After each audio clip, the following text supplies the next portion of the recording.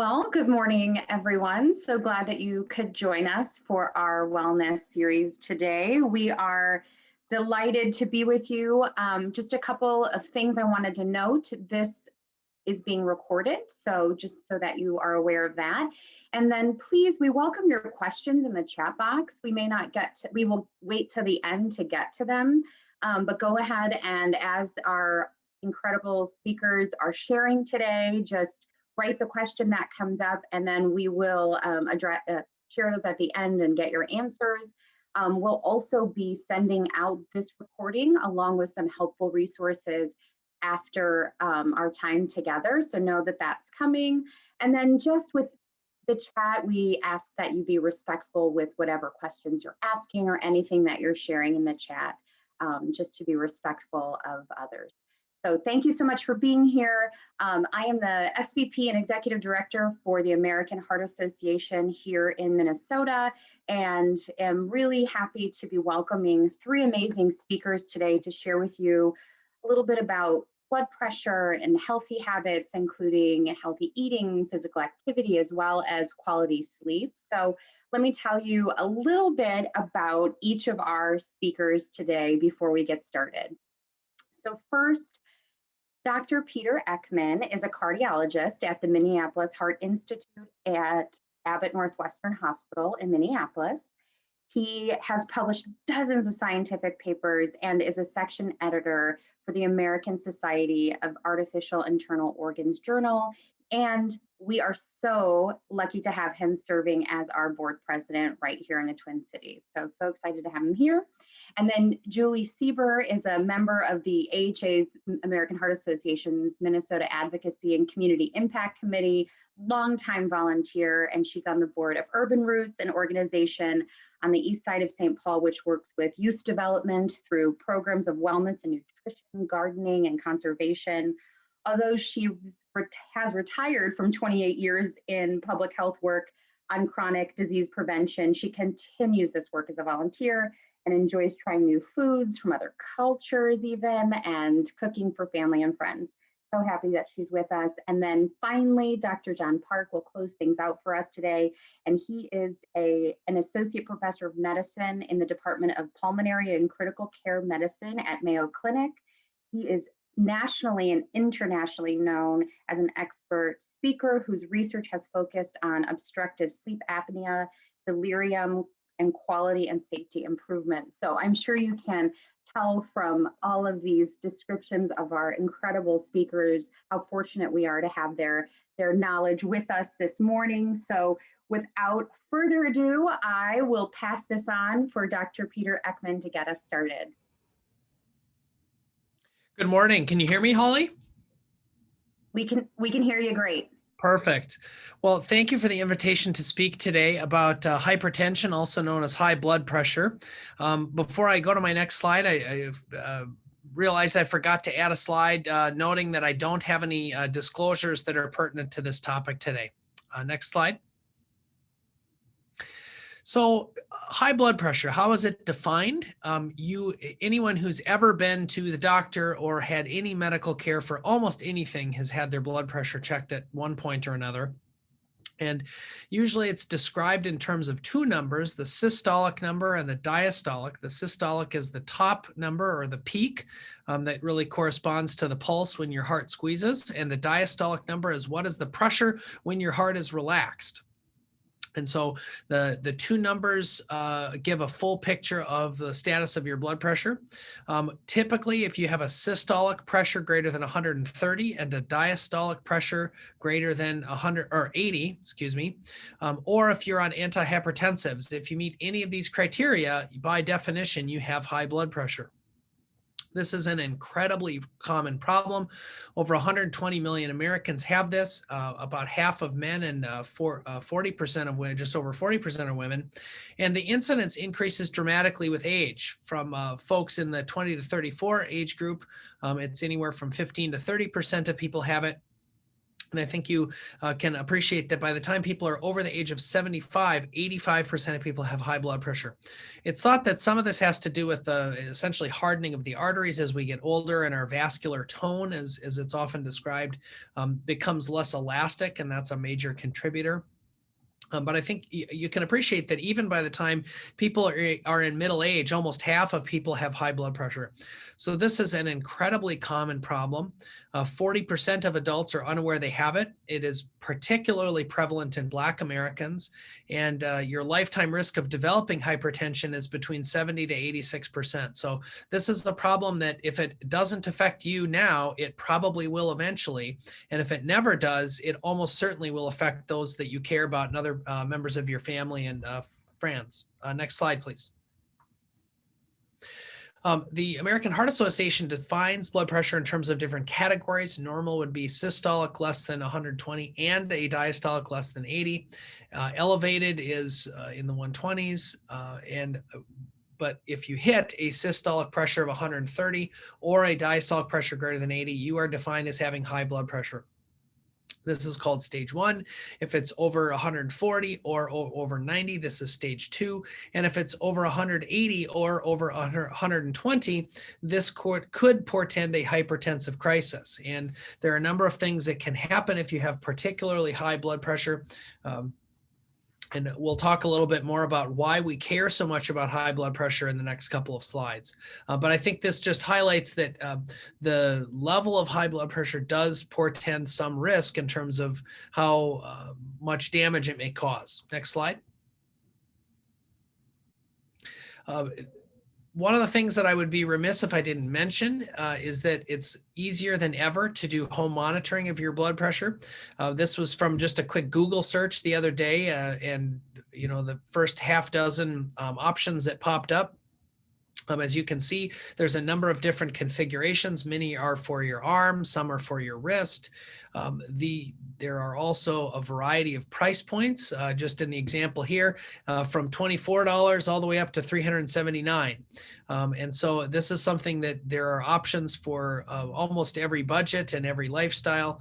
And so this is something that I would encourage you to consider investing in, particularly as in this era, we're doing a lot more telehealth and remote monitoring. This is a great way for you to get some of the same care that you get in the doctor's office by monitoring this at home. Next slide, please. So why do we care about high blood pressure? It triples your risk of stroke. It can precede vision loss or lead to vision loss. We have such tiny capillaries in our eyes, and high blood pressure causes damage in these arteries, and that can lead to decline or even loss of vision. Heart is a huge factor here, and the heart is what pumps against this blood pressure. And so if you have high blood pressure, it can lead to heart failure. It doubles your risk of heart failure. That's my particular specialty. It also is highly associated with heart attacks, and hypertension or high blood pressure is a major risk factor in development of atherosclerosis, or hardening of the arteries, as it's often described. And this can lead to heart attacks, can lead to strokes. So this is why it's such a huge factor and why we care about it so much. High blood pressure also accelerates deterioration of kidney function. And so people with any degree of kidney disease are at especially high risk of progression, and they need to be particularly aggressive about making sure that their blood pressure is well controlled. High blood pressure has also been associated with sexual dysfunction, which is something that's not often talked about, but is an important quality of life factor. It's been estimated that for every 10 millimeters of mercury that your blood pressure goes up, your risk of death increases by about 15%. And it's been estimated that if we were able to eliminate high blood pressure, we would reduce about a third of the cases of death from cardiovascular mortality, which includes largely heart attack and stroke. Next slide, please. This is an example, or I should say a couple of examples of what does it do to your heart. The heart is a muscle. As I said, it pumps against your blood pressure. The model on the left, it's kind of a slice through the section of the heart looking down the barrel as if you were a red blood cell about to leave the heart.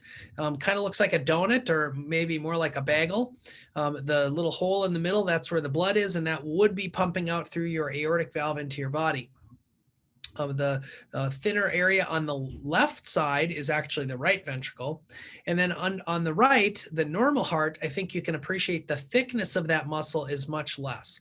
And so long-standing high blood pressure will lead to thickening of the muscle, which you might think, well, great, I've got a strong heart, it can pump really well. And it does squeeze well, it does eject the blood well, but it's not very elastic. And ejecting blood is only half of what the heart does. The other half is that it actually receives blood when it returns from your lungs, and it needs to have some degree of elasticity to be able to receive that blood. And if it can't do that, the blood is only pumped under very high pressure, and that often leads to symptoms of heart failure or breathlessness with exertion, significant fatigue, and limitations in exercise capacity. So there does come a point when your heart can be too strong. And so controlling your blood pressure is really an essential way to help reduce those risks. Next slide. In terms of risk factors, there's a few here that came from the American Heart Association's annual statistics report. That this is a glimpse from the future. It's actually been released online, but has not been published yet. So the publication date is the 23rd. So you're getting a glimpse from the future. But this summarizes a number of risks that have been identified in the literature. There was a Norwegian study that showed the 29% risk within 10 years for women that have had complications of pregnancy, such as preeclampsia or gestational diabetes. So for those of you that have had these issues, you are at higher risk of developing high blood pressure. It's also clearly been shown that patients or people with lower socioeconomic status, either by income or occupation, and in particular, lower educational attainment, have a markedly increased risk of high blood pressure.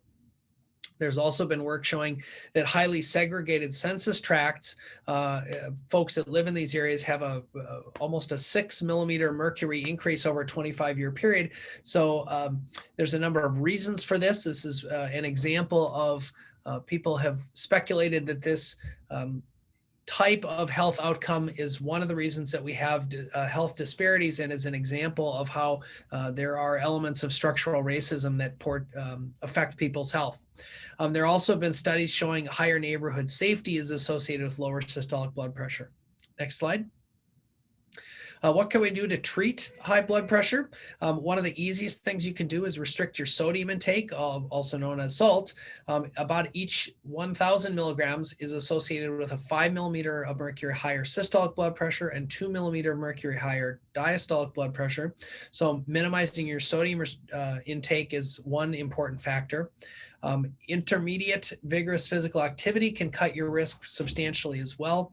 So this is something that I won't say it doesn't cost anything, because going to the gym can cost, although many are closed right now. But this doesn't have to be something where you're getting drenched in sweat and are completely exhausted. So being active is another essential way to help maximize your cardiovascular health, and its impact on high blood pressure is one of the key ways that this happens.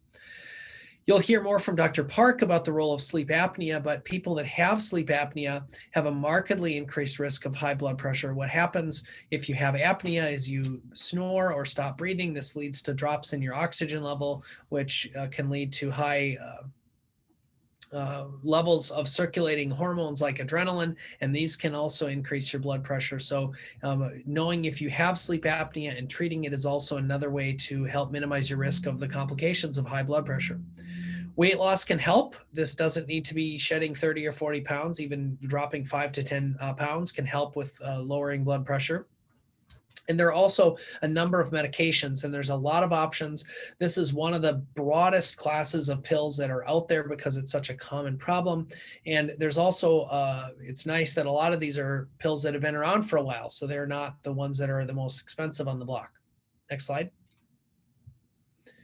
This is a slide from one of my partners that he had put together, listing all of the different types of medications that he could sort of find or think of that can be used to treat high blood pressure. The yellow categories are different classes of medications, meaning they have different mechanisms of action. They work on different parts of your body and different hormones and other things that can increase your blood pressure. I think what you'll appreciate is, even without looking at all the specific names, which they're small enough that I certainly don't expect anyone to be able to read them very well, but there's many different classes, and even within most of these classes, there are many different options. This is important to note because I think it's really essential that you work with your healthcare provider on if medication treatment is right for you, finding one or several, and in fact, most people who need treatment for high blood pressure need more than one medication, that you almost certainly can find a medication that will work well for you and have minimal to no side effects. This is especially important because high blood pressure is something that is typically asymptomatic. And so one of the things that can be a challenge as a physician is taking a patient who feels fine and put them on medications that might make them feel worse, and in many cases will have side effects. And so it's a tough trade-off to be on something that makes you feel worse now to reduce the risk of problems in the future. So if you're having problems, there are almost always other medications or other classes that might be a better fit for you and your body. Pills are not the only thing that we have to offer. There's an interesting investigational concept that's being looked at right now.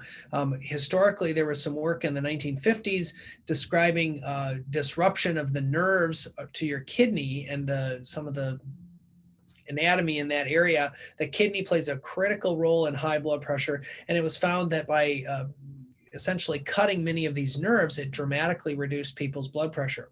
We're certainly not ready to take all 120 million Americans and subject them to open abdominal surgery to cut nerves to your kidneys, but there is work being done on whether catheter-based approaches where we go in through a vein or an artery and are able to perhaps damage or limit these nerves may be an alternative to taking daily medications. As I said, this clearly remains investigational and stay tuned, but I just wanted to let you know that there are some other options for high blood pressure that are coming down the pike.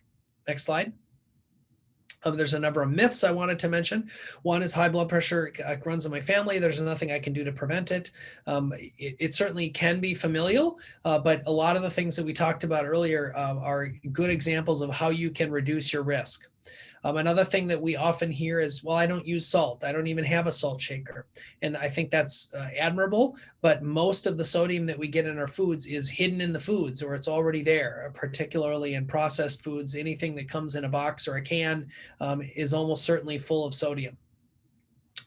It's also been suspected that kosher or sea salt is different and that they are low sodium alternatives. That's not true. Salt is salt. There are salt substitutes that are usually potassium salts as opposed to sodium salts, and they may be appropriate for you depending on your medical circumstances. I think it's been clear from some of my other comments that high blood pressure is typically asymptomatic, at least in the relatively earlier phases. But this is something where just because you feel fine doesn't mean your blood pressure is fine. Another myth that's out there is wine is good for the heart. I should drink as much as I want. That's certainly not true. Consumption should be moderate at most. And it's very clear that excess alcohol consumption can be toxic to your heart. And so this is something that is not in the category of some is good, more is better. The last thing is the concept my blood pressure has been lower, so I can stop my medication. This is not unlike the famous comment by former Supreme Court Justice Ruth Bader Ginsburg when commenting on some voting rights legislation about the utility of an umbrella in the rain, where if you're not getting wet, you don't need your umbrella anymore. Is sort of a silly concept. It's the same with blood pressure. If your blood pressure is lower on medication, that means it's working and you should continue it. Next slide, please. Just a couple of links here.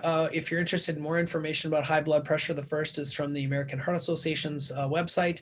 And then the second link is to the technical update that has loads of statistics and in great detail about high blood pressure and a number of other cardiovascular disease entities and statistics. As I said, this is a glimpse from the future. It has not been published yet, but it is available online. I'll stop here. And again, thanks for the invitation. Thank you, Dr. Ekman. So informative and helpful. I really appreciate you being with us this morning and also sharing all this great information. A reminder to our attendees that we will be sending out a link that includes the recording today, helpful resources, as well as these links Dr. Ekman just shared. And if you have any questions from what Dr. Ekman shared or what's going to be shared by our final two panelists, please remember to put those in the chat and we'll get to those at the end. So I will now turn it over to Julie Sieber, who will share more with us about healthy eating and physical activity. Julie? Okay, thank you for attending early this morning. And now we're going to talk about some components of healthy living. And these are things that we need to start working on. Sometimes it's going to take some time, but then we follow them for our lifetime and help us feel better. Next slide. Healthy eating is an important part of healthy living. And so to reduce the risk of heart disease and stroke, what we eat makes a big difference. Next slide. Next slide. Physical activity is another important part of healthy living. And that's one that we're not doing very well on as Americans. Only about 20% of us get enough physical activity to meet the recommendations. Next slide. So our mental and physical health are closely linked, and the World Health Organization has named stress as the health epidemic of the 21st century.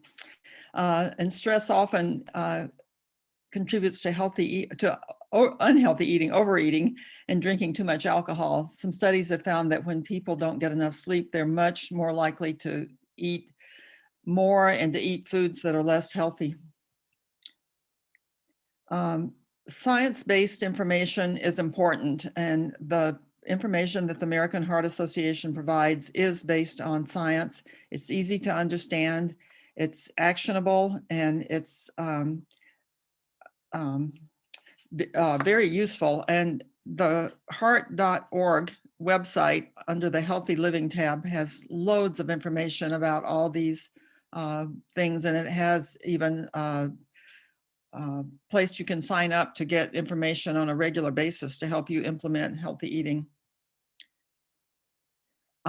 Eating smart is one of the really important things that you can do, and you don't have to be a gourmet cook to do this. It's just making good choices in the grocery store and making good choices in restaurants and in your workplace, avoiding the donuts and so on. And now it's become really easy with the meal kits in the grocery stores or home meal delivery services like HelloFresh and Blue Apron. And also the internet has made it much more easy to find good, healthy recipes. There are many, many sites that you can find for that. Next slide. One of the easiest ways to have healthy, nutritious meals is to think about the color. If you look at the salad plate here, look at all the beautiful colors that are there, and mostly due to fruits and vegetables. And fruits and vegetables are one of the most important things that we can eat. They give us all the many of the vitamins and minerals that we need, and also help us feel satisfied without eating a lot of extra calories. Next slide. Eating seasonally is sometimes easier and sometimes more economical, although in our modern grocery stores, we have most of these foods most of the year round. We're right now in winter, and some of the things that are available are like bok choy and broccoli, cauliflower, a lot of the sturdy greens like collard greens, and endive and leafy greens. The root vegetables are something that store well, so they're very available. But just making sure that you think about the colors on your plate is important. Fat is another thing that we need to think about, and the important thing is to choose mostly unsaturated fats. That's the polyunsaturated and the monounsaturated. And some of the examples of those are canola oil and olive oil. And to limit saturated fats by reducing the intake of red meat and fatty dairy foods and butter. You can now find butter substitutes in the grocery store that have canola oil or olive oil as one of the components to reduce the intake of saturated fat. Also avoiding trans fats and highly saturated fats like coconut oil. And an interesting thing with trans fats were used because they make the food products more shelf stable. And so when the food producing companies started trying to reduce trans fats, a lot of them substituted saturated fats like coconut oil and palm oil, but these also increase undesirable cholesterol levels. Added sugar is another thing that we need to think about. The American Heart Association recommends limiting sugar to 9 teaspoons a day for most men and 6 teaspoons for most women and children over 2. But the average adult is consuming about 17 teaspoons. So you can see we're pretty far off the target there.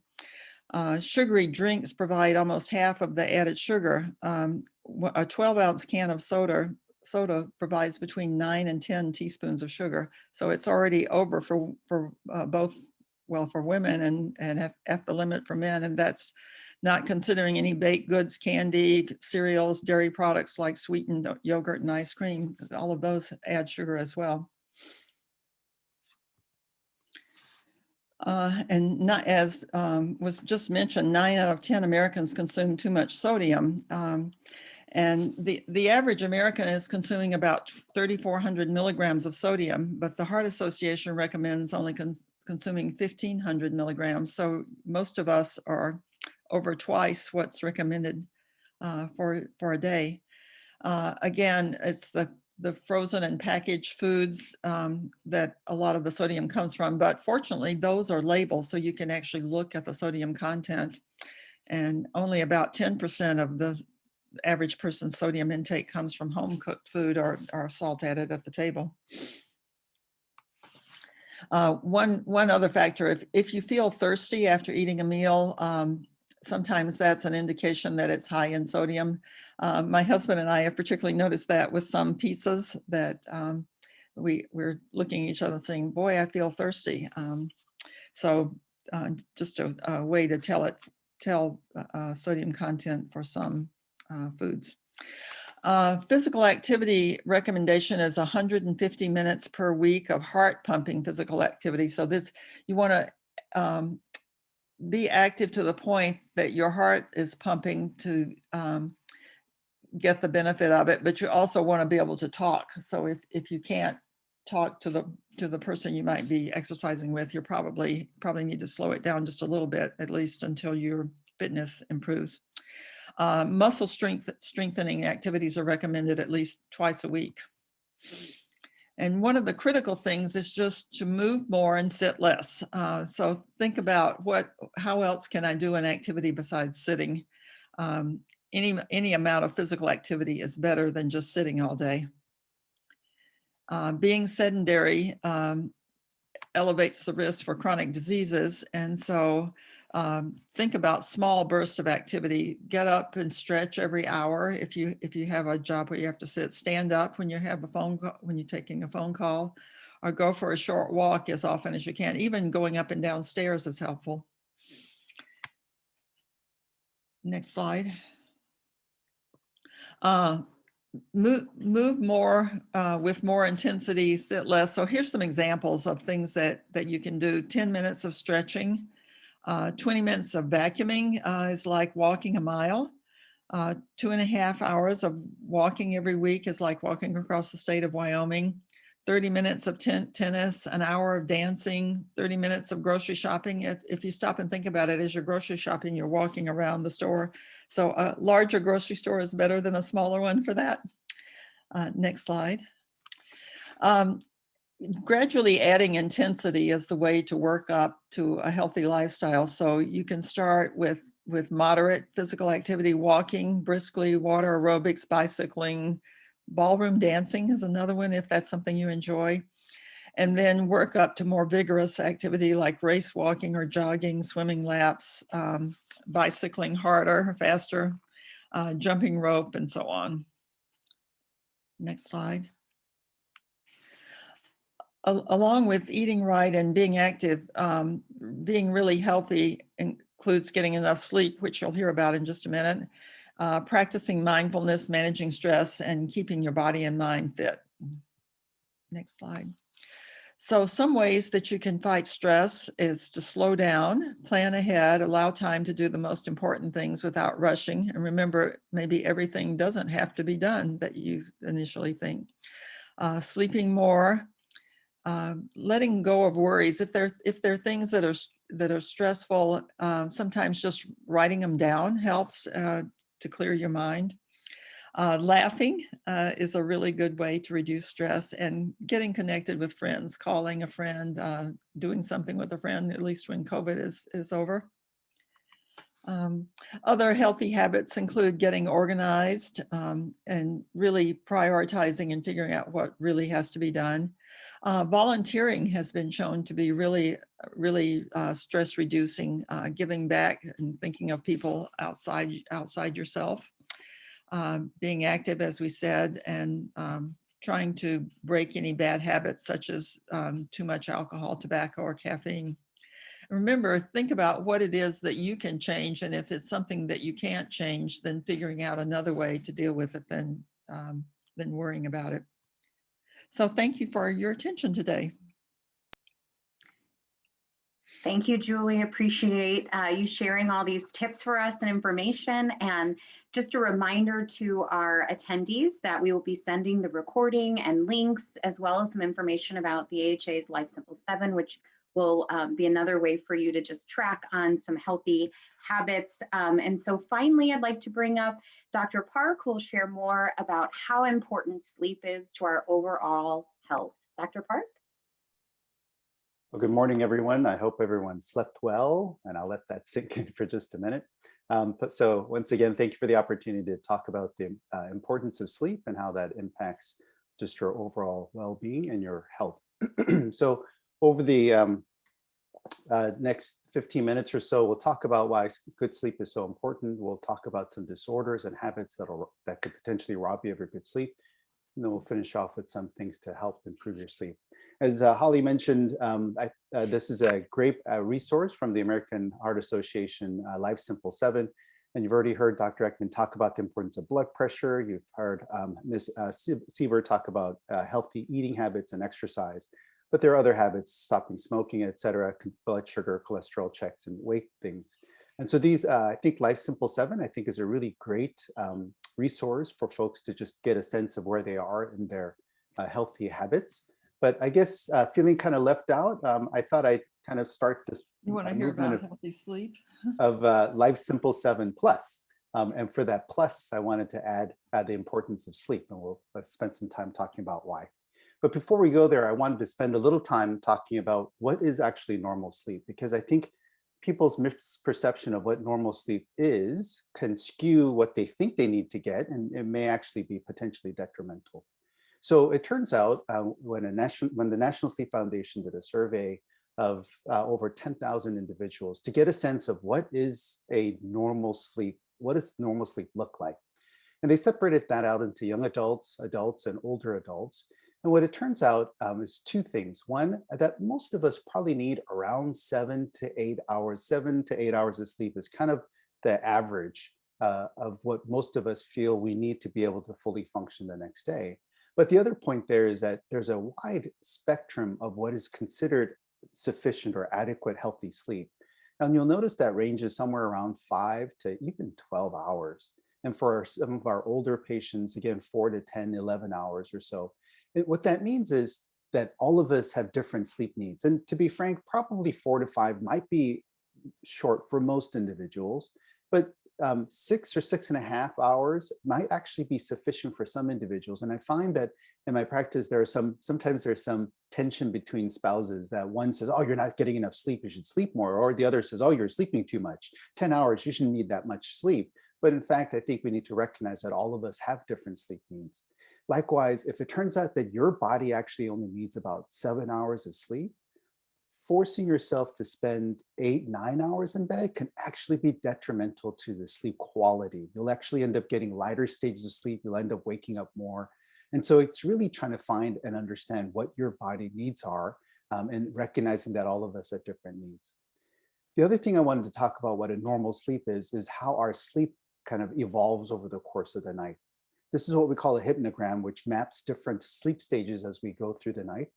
And to orient you, this is the hours that we're presumably in bed sleeping. And you'll notice that these W represents awake. So that taking 15, 20 minutes to fall asleep is considered average. This next line called R represents REM sleep. That's these black bars. And then N1 through 3, those are different stages of sleep, with N3 representing deep sleep.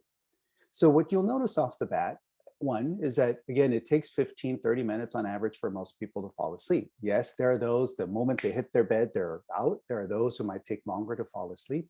But that's kind of the normative. And it turns out during the night, you'll have these brief periods of awakening. That's actually, again, considered normal. Some people might get up to use the bathroom. Some people just might wake up a little bit, roll over and go right back to sleep. Sleeping continuously through the night, while it happens, many people don't recall that they had these brief moments of awakening. Some people just recall every one of these awakenings and go, oh, I'm not sleeping well. But part of it, again, it really just understanding that these brief awakening is considered normal. And as I mentioned, as our sleep evolves, you'll notice that we get more of this deep sleep in the first half of the night, and then our dream sleep more in the second half of the night. And the reason I emphasize that is, rather than breaking up your sleep into different segments, it's better to try to get your sleep in one continuous segment. Now, again, I recognize that some of us who work shift work, it's just hard to do that. But ideally, if it's possible, to try to identify what your sleep time is and try to protect it as best you can, and say between 11 and 6 or 11 and 7, that's my sleep time. And so really that shouldn't be the time that you check your email, go on the internet, clean the house, go shopping. That really should try to protect that time and try to make sure you get that time in a single continuum. The negative effects of not sleeping well, again, you've heard Dr. Ekman talk about its impact on the heart and heart health. As mentioned, if you have this disorder called obstructive sleep apnea, where individuals actually stop breathing during their sleep, we know that that's an independent risk factor for things like blood pressure problems, heart attack, and so forth. You can also imagine, if you're not sleeping well, if you're a little sleepy, your ability to recall things, your memory, how your brain functions at a higher level, all of those things can be affected. And it also turns out your mood can be certainly impacted. You can imagine if you're not sleeping well or sleeping sufficiently and you're tired, most folks would tend to be a little bit more irritable and less tolerant of things. And so recognize that it has certainly a lot of brain impacts. This is a study out of the National Institute of Health that looked at just those who have interrupted sleep, not necessarily these disorders like sleep apnea, but having interrupted sleep. This is a blood vessel. And to kind of orient you, this is obviously enlarged, but a blood vessel, and you'll notice the thickness of a normal blood vessel versus a thickness of an experimental model where they slept poorly, had a lot of awakenings. And just that interrupted sleep and how it affects our body, you can imagine that if the blood vessel starts doing this, and this is your heart vessel, as it gets more narrowed, you're more likely to have things like heart attack and strokes and so forth. This is another fascinating study done out of Boston University that looked at what happens to our brain and brain fluid while we're asleep. So this red pulse and this blue pulse, what it's actually showing is how there's kind of a rinsing cycle or a washing cycle in our brain while we're asleep. And there's lots of implications. Previously, there were some thoughts that if you're not sleeping well or sleeping too little, that you develop these plaques in the brain that may be associated with things like Alzheimer's. And so the importance of kind of this brain washing, not the torture type, but the cleansing type of brain washing, that would actually be beneficial to the brain health. And this is just one of many studies that suggest why it's so important for us to sleep well. Other things, so it turns out there are some GI effects of not sleeping well. Many of our hormones, it turns out it follows what's called a circadian rhythm. So some hormones are released during the night, some hormones are suppressed at night and released during the day. And again, based on that kind of night-day cycle, if you're not sleeping well or you have other things, bright light and these things that's affecting your circadian rhythm, certainly many of your hormones can be affected. Again, your kidney function, but also your immune system.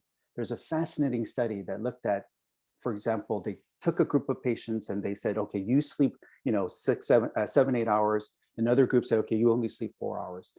Both groups got the flu vaccine, and then they looked at how did their body respond to the flu vaccine if you slept well versus not. It turns out those who didn't sleep well, their body's production of these protective antibodies to the flu vaccine was much more suppressed versus those who slept well. So again, immune function and all these things are, again, emphasizing that why it's so important to get a good night's sleep. So then, recognizing why a good night's sleep is so important, let's spend a little time in talking about what can rob us of our good sleep. Unfortunately, these electronics, especially our younger generation, it seems like they're always on their electronic device, phones, iPads, computers, watching television way late into the night, excuse me. But so these electronic devices, not only is it stimulating our brain, but the light from these things can actually affect our circadian rhythm and delay our ability to get to sleep. Many of the habits that we've developed over time, so coffee, alcohol, and smoking. Again, as a pulmonologist, again, I reiterate the importance of stopping smoking, not only for your heart and brain health and all those, but certainly its negative impact on sleep. Some folks say, I drink a pot of coffee and I can go to sleep. And it turns out it's actually true. When we study these individuals, their time to falling asleep is relatively short, but about 3 to 4 hours when that caffeine level peaks in our brain, we see a lot of these awakenings or these arousals that interrupts our sleep. Likewise, alcohol. Some people say, oh, alcohol just makes me relax and feel like I can fall asleep sooner. And once again, that ability to fall asleep sooner turns out to be true. But what we see again is that they have lots of these interruptions or arousals during their sleep. And nicotine is another brain stimulant that, again, turns out could also negatively impact our sleep. Especially now with many folks staying at home and doing a lot of work at home, we find that, finally they can get a little nap. But what we also understand is taking too long or too frequent a nap during the day will impact your sleep at night.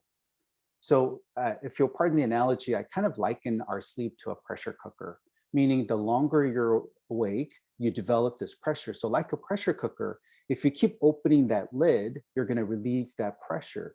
So it turns out naps. So the longer you're awake, as your brain develops this pressure over time of wanting to go to sleep and stay asleep, if you take these frequent or too long naps, you relieve that brain's pressure of wanting to go to sleep and stay asleep. And therefore, your ability to fall asleep and stay asleep at night can be negatively impacted.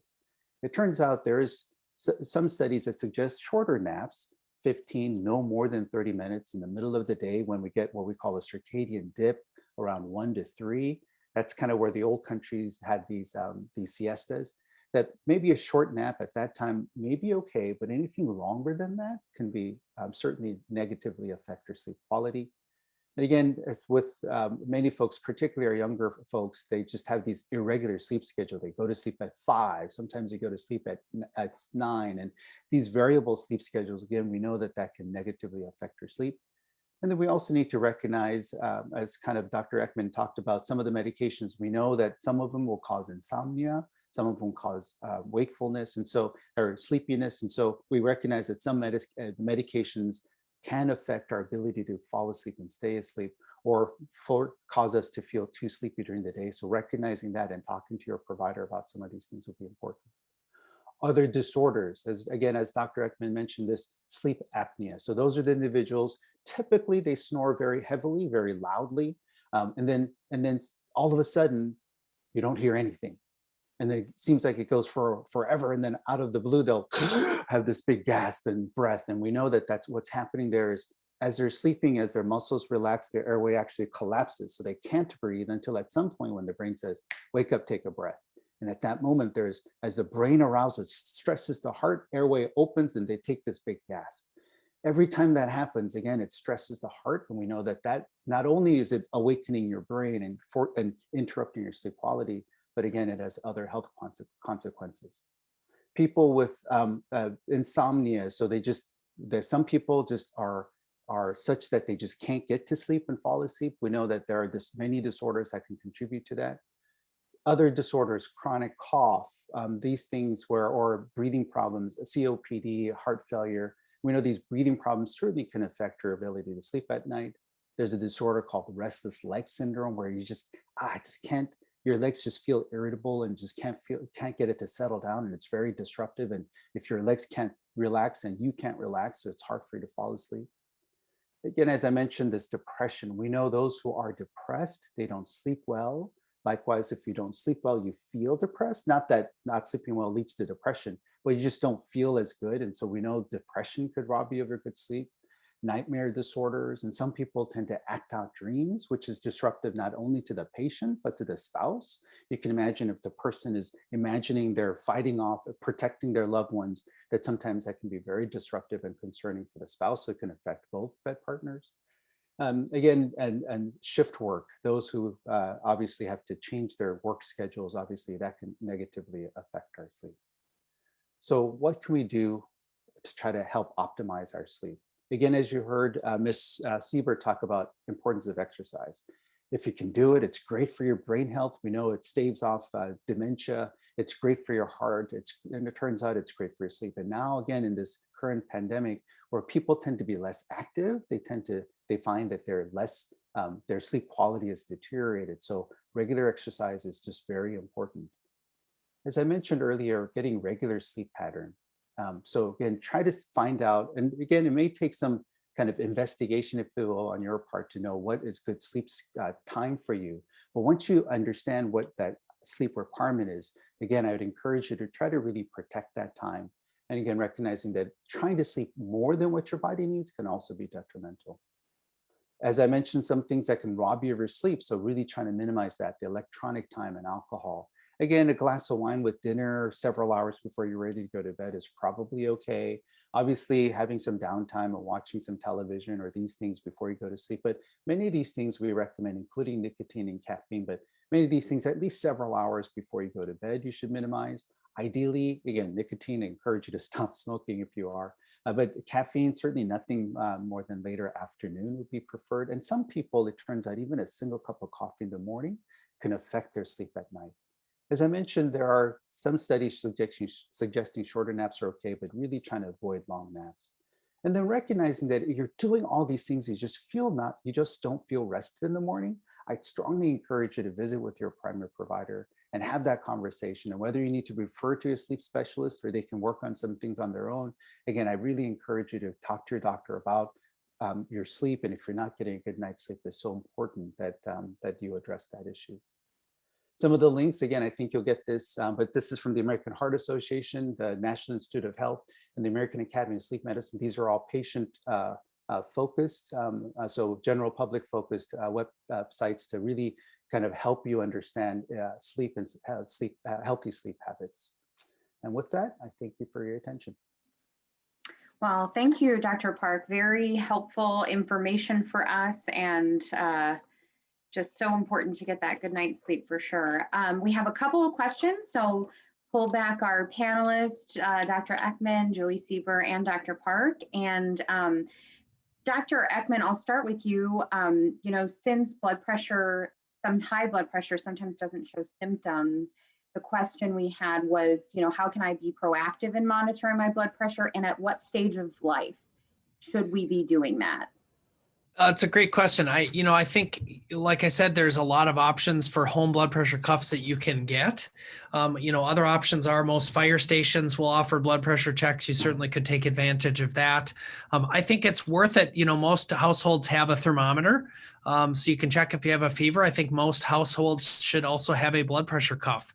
I think it's worth checking periodically. If it's normal and you're, let's say, in your 20s, checking it couple times a year might be enough. As you get older, probably should check more often. And if you've been diagnosed with high blood pressure, it's probably also worth checking periodically. Maybe it's, weekly or a couple times a month, just to get a sense of what is your blood pressure in a typical day and during your normal life. I will note that people are often surprised to hear that their blood pressure varies, and they'll check it and it'll be 125, and then they check it again, it's 135, and that's very normal. Blood pressure is not a static thing, and so the more data points you have, the easier it is to tell if you either need treatment or if the treatments you're on are working. So as you get older, I think certainly should be checking it more frequently. I think most people, certainly by the time they're in their 40s or 50s, should be checking it periodically. Again, the frequency varies a little bit depending on your other health status and conditions, but it's something that is important for everyone to know what their blood pressure is. Thank you. Next question for Julie. We hear a lot of information depending on the season in the news about eggs being great for us and then eggs being bad for us. Any thoughts on that for our attendees? Yes. At one point, it was almost recommended that people not eat eggs 30 or so years ago, but that's found not to be necessary. So eating a moderate amount of eggs is fine. Your body produces more cholesterol than you take in from eating an egg or two. So moderation is key here. Dr. Park, question for you. Again, something we hear people say a lot is, I'm just going to catch up on my sleep. Is that really possible when you haven't had a good night's sleep to catch up on the weekend or catch up during the day with naps? It is, and that's a great question. So thank you for that. So it turns out our sleep, so we actually develop what's called a sleep debt. So for example, if your body requires 7 hours of sleep every night, and for whatever reason, you're only getting 6, at the end of the week, you're actually 7 hours short. And so this is where often folks will try to catch up on their sleep on the weekends. And so it does take some time. So it's usually a few more days or whatever your sleep debt's been. Obviously there's a limit. So it's not like if you've been sleep deprived every day for 365 days, it's not like you're 365 hours short. but so there is obviously some limit to it. So you can catch up on those sleep debts. But again, this is where if you recognize that you feel like you need to sleep longer on weekends, again, I have you reconsider, can you get a little bit more sleep during the weekday so you don't have to feel like you need to take more? Again, I caution that, again, trying to force yourself to sleep longer, again, isn't always beneficial. So watch for that. But yes, you can. There is, if you're shift work or otherwise, you just can't get enough sleep. Again, we do try to encourage you to catch up on your sleep on the next few days, but really then trying to relook at things and see if you can improve your sleep on a more consistent basis. And then one other question we had was about melatonin and taking that to help you fall asleep. What are your thoughts on that? Absolutely. So melatonin is something that our brain actually produces. And again, that melatonin follows what we call that circadian rhythm. So it kind of follows the day-night cycle. And so augmented is where sometimes people feel like that melatonin is helpful. Few cautions, melatonin, because it's not FDA regulated, we do recommend you are careful about the product. So ideally, we recommend made by a reputable company, made in the States, just because many of the pharmaceuticals in the States have a little bit more regulation. And just pure melatonin if you're going to take it. Again, I would say if you feel like you need it occasionally, that's fine. If you feel like you need it consistently, again, I would suggest you talk to your provider about why is it that you need something to help you with your sleep on a regular basis. The studies, and we've used melatonin for various disorders, but where in regards to sleep, where it's most helpful is probably jet lag. So if you're traveling different time zones and you're off your own circadian rhythm, then trying to realign your current body to where you are traveling to kind of help realign that melatonin might be helpful. But in terms of side effects, again, as long as it's a reputable company and pure melatonin, the side effects seems fairly minimal. You can find doses anywhere from 0.3 to 10 milligrams. Probably, again, like most things, modest dose is probably okay. So somewhere between that 3 or less milligram is probably a reasonable dose. Again, I wouldn't crank up to 20, 30 milligrams. Again, that would be, turns out not helpful, but whether it has side effects, we don't really know. But again, if you feel like if you need to take it consistently, again, I would encourage them to talk to their provider about that. Wonderful, thank you. Well, and just hearing you talk about traveling somewhere sounds so dreamy, doesn't it? So we have about 5 minutes. I'd like to ask each of our panelists just to give some final thoughts or tips. And I'm going to actually start with you, Julie, because we also just got a question about, what's better, margarine or butter. So maybe you could answer that and then give us your final thought and tip. Well, margarine made with a polyunsaturated or monounsaturated fat is probably better. Butter occasionally for, those places where it really makes a difference for flavor is probably okay, but pick one with canola oil or olive oil as one of the main ingredients is a good tip. And I guess the one of the most important things is just think about this as a journey in terms of lifestyle. If you try to change everything, tomorrow, you're probably not going to be successful. But start thinking about it on a pretty regular basis and try to add in some, better eating and some more exercise and so on, and gradually work up to what you can do. Thank you, Julie.